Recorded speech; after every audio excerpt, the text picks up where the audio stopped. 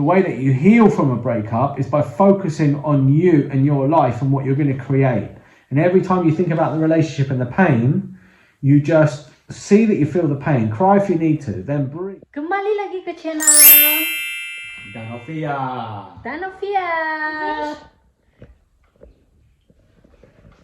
Hai guys, apa kabar Anda semua di sana? Saya harap Anda semua sehat walafiat, hendaknya di samping keluarga. You need to speak Malay. What? Makan durian. Turus. What tur? Hidung. You speaking Malaysian? Yeah, but you need to speak properly. You need to. But they are proper Malaysian words. Yeah, but you need to tell them that. How are you today? Well, you can do that. No, you still have to speak Malay. Jumpa lagi. Bagi. You understand me, don't you? Write in the comments below if you understand what I'm saying. Oke guys, hari ini kami sedang berada di rumah sekarang tengah tengok TV. Jadi saya ada ide untuk Daniel hari ini. I want to ask Daniel a random question about Asian woman. Oops. You ready to answer my question? No. Question number 1. What do you think about Asian woman? I don't know what to say really. Very attractive. Very caring, very loving, very good in the family. Did I say all the right things? Or are you angry at me now? Do you ever imagine you're gonna marry with Asian people? You mean an Asian lady? Asian lady? Well, I once had an Indian girlfriend. Indian girlfriend, so Asian lah. Indian. But she is living in. She was living in England. Yeah. Might have married her if the relationship went well, but after 8 years, 8 years. Yeah, we were together and then grew apart. But then, having travelled all around the world and spent time in Asia, I got to go on a few dates with Asian ladies. But I was always looking for, I don't know, somebody from sort of Northern Europe, fair skin, blonde hair or red hair.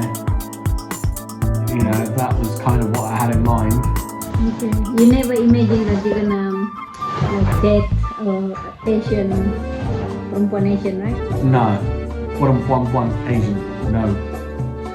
I saw your photo online and I thought, wow, she's pretty. I hope she replies to my message.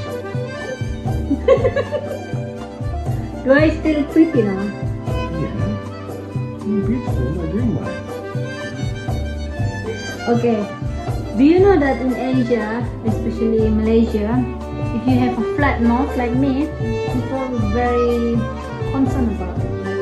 They laugh at you, they say, oh, she has a flat nose, she has And a you know, high nose. and when I saw your picture and I saw your little nose where it's all squashed here and it looks like a little potato that's stuck on your face here, I loved it.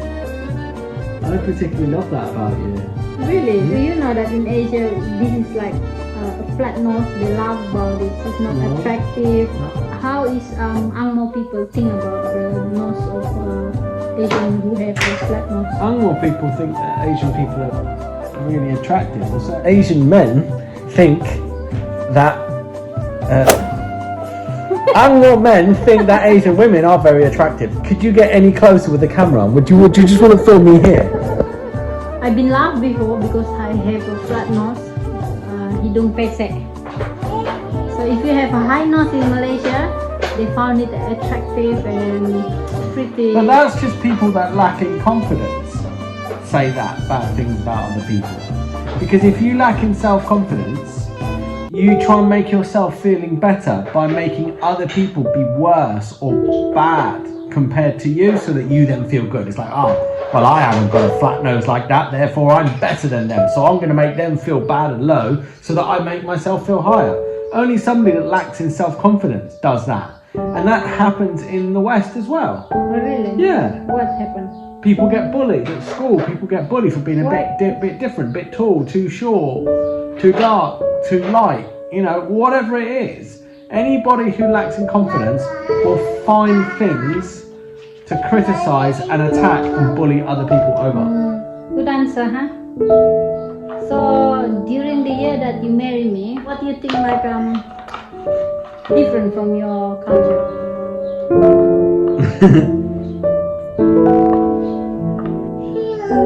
Di tengah main di sini. You're asking me a question. Yeah, that's question I asked you. What was the question? Lupa sudah ni. Very difficult to ask in English, you know. Would you like me to ask a question for you? Alright. What was it like dating other Asian women before you met me? I never dating a woman in Malaysia before. No. You ask me or I ask you? Because you'd already spent time in Singapore, good job. I'm not Sakaila, you mean? All of that. You couldn't see the cultural difference. I don't really speak English. No, you struggled a bit with English, but you're fine enough for me to have a conversation with you. The thing I did notice about you was how you used to avoid being honest. Like you would avoid being honest, and this goes on all over the world. Like it was clear that you've been brought up with your family. And no, can't tell them that. They might not like you anymore. Ya, saya very secretive dengan Daniel before. And you used to tell little lies. Saya selalu beritahu dia yang benda yang macam.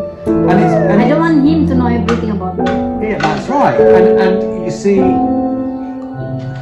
this isn't known to most people. I only know this because of the years of training I've done in leadership, business, communication, and all these things. See, after I know Daniel, dia banyak coaching saya. Saya start macam tidak bagi tahu lie lah. And so everybody pretends and lies and isn't honest. I think most of Asian people like that. I think a lot, especially in small villages and in places that aren't sort of emotionally so used to being fully expressed and communicating. You know, like in cities and some of them, and even then, even in cities, generally a lot of people hide themselves and avoid being honest. But that's the thing I noticed you did a lot when I first met you.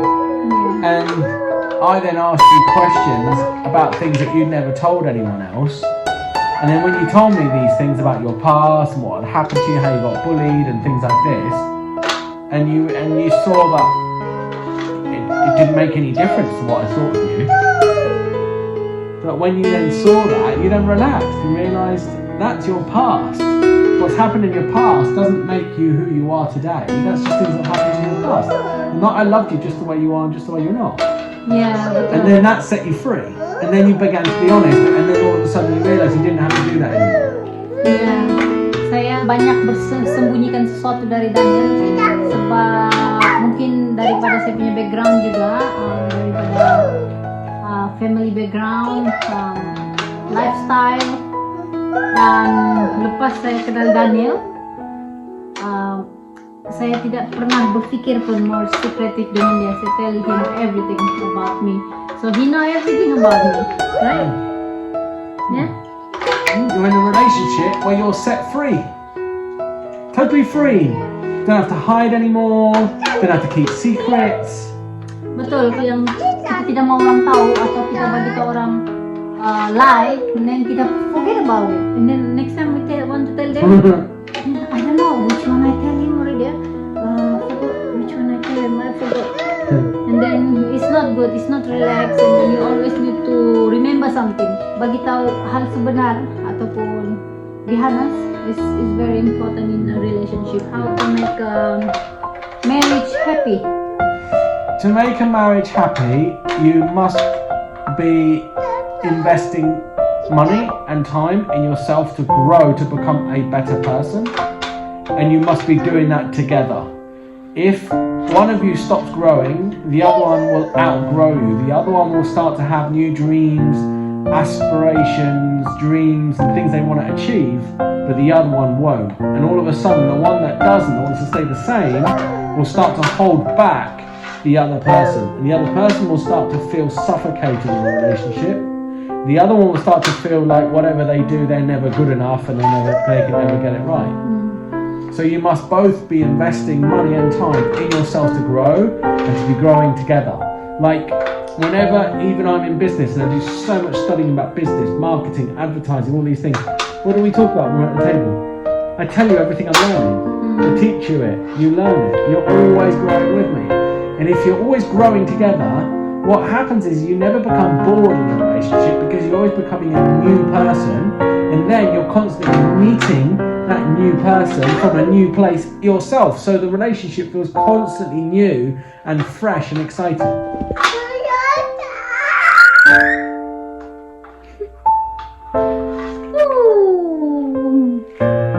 People fighting in a relationship, there is always like a divorce, fighting. How to handle this conflict in a relationship? Daniel is a relationship expert. Well, it comes down to basic, communication. Once you understand communication and being honest, you really understand that anybody's good relationship. You must give each other the permission to speak and say whatever it is that you feel that you need to say, and not judge them, not wish they were different, not feel you need to attack back or correct what they're saying, but just listen to them and really get that is their experience. And when that person who's speaking out loud really feels like you're understanding, you hear their experience, whether it's reality or not, doesn't matter, it's their experience and they feel heard, most of the time you can totally heal a breakdown in a relationship in seconds when you do that. Because most of the reasons why people argue is because they don't feel heard. And not feeling heard triggers in all of us a feeling of not being good enough, not being loved, not being wanted, all these natural human experiences that we have. So yeah, first thing is listen and really give each other to be heard, and then make sure that each other feel heard fully, before then replying or speaking back. And if you do that, you can solve any breakdown. And just be clear that you're in the relationship not because you're scared of being alone or scared of being lonely. You're in the relationship because the relationship genuinely makes your life better and uplifts you. Because if you don't do that, then you're just going to be in a relationship out of fear, and it's just going to be this constant stress of making sure you do everything right just to make the relationship work. That's not freedom, is it? Iya, itu saja question yang saya ada untuk Daniel pada kali ini, dan saya harap Anda semua learn something from it. And what is your advice for people out there who are struggling in their relationship, for women or men out there in Malaysia, in everywhere in the world? Start being honest is the first thing. Start speaking what you're feeling and what you're thinking, and speak it out loud.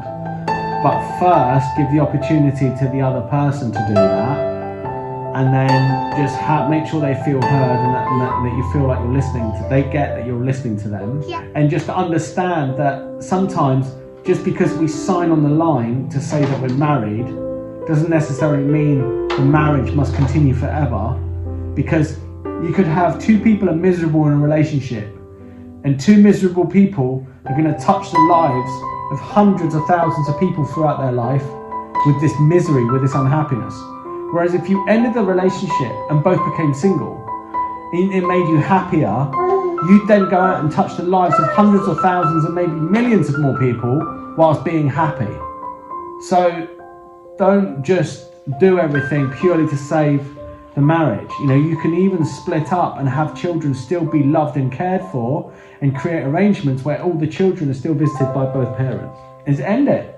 End it. End it, but do it in a way that's honest, and that's really in a way that's caring towards everyone involved. Communicate with everyone. But if you still can save the relationship, you still save it. Only if it genuinely works for both people, and if both people are willing to work at it. Obviously, if one of the people is not willing to work at the relationship, then the relationship is over. That's right, yeah. And if you're in, you know, like recently gone through a breakup, the way that you heal from a breakup is by focusing on you and your life and what you're going to create. And every time you think about the relationship and the pain, you just see that you feel the pain, cry if you need to, then breathe, and then come back to focusing on the future that you're creating. Keep doing that again and again and again, and eventually the future that you're creating will become the thing that you think about the most, and you'll get through the healing of the past faster. Very good answer. Thank you for giving us some advice, and thank you for answering my question. You're welcome. So that's it from us today. Thank you very much for watching. Loving husband. Your dream wife. Okay guys, thank you for watching our channel. Don't forget to subscribe. Ta-ta.